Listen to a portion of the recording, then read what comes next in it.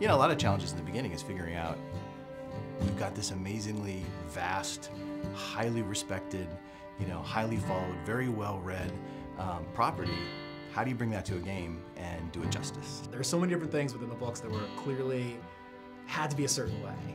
There was so much strife about whether we were going to do Tom Bombadil at all, and the conversation about, well, Tom Bombadil wasn't in the movies, and there's a reason why it was cut. We had a very strong belief on what we thought was going to make this story great. It's such a long road to get to where we are today, and there are so many different things that I can look at now and say, that was definitely the right decision, and Tom Bombadil was definitely the right decision. So at launch, it was, you know, we had 8 regions. We kind of worked our way through the Shire. We ended up in Angmar. You know, it was a, we thought, huge world at the time. In fact, I think at the time it was one of the largest pieces of landscape ever released for a game. Eyes and ears and hearts and minds and everything opened up to us to see how we addressed, you know, how do you do a story in this world? You know, we can't be Frodo, right? I mean, these are the things that people thought the game was going to be, that I could be Frodo and I'm going to run through Middle-earth.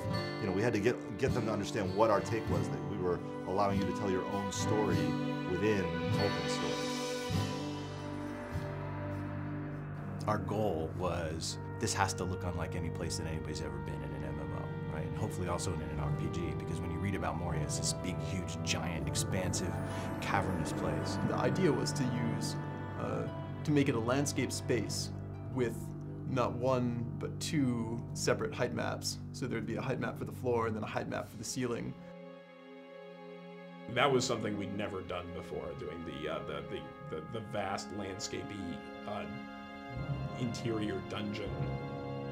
It's really hard without a date file and without having sky and clouds and sun and all the colors that brings in.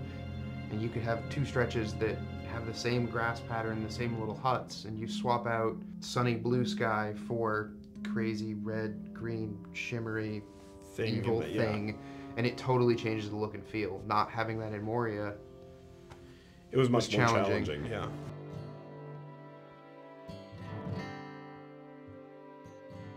Our primary goal was to, how do we take this amazing game that people love once they get in it, but that there are some basic barriers to entry, like the subscription-only experience, and how do we reinvent what we have so that it retains all of its, you know, grand and glorious nature while addressing an audience that's much bigger. We are standing on a mound of content that is, you know, almost 10 years old, going back to when we first started early development in Turbine.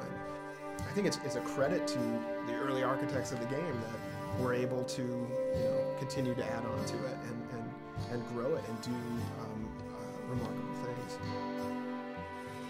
Coming into Rohan, we have a totally new space. We have a totally new way of playing across it. And I think that being able to go out onto these vast plains and ride your war steed and challenge these, you know, mounted bands of marauders, I think we've come to a whole new chapter in Middle-earth. This is where the War of the Ring begins. At a high level, we're sort of, the training wheels are coming off, we're out of Eriador, we're east of the Misty Mountains, into the very epic, action-oriented portion of the fiction. And being able to tell that story is extremely exciting. LOTRO has grown and gotten stronger over 5 years, which is a huge testament to this game and to this team. You know, the team has grown, the game has grown. We're not slowing down, if anything, we're speeding up. It's going to be a fantastic 2012.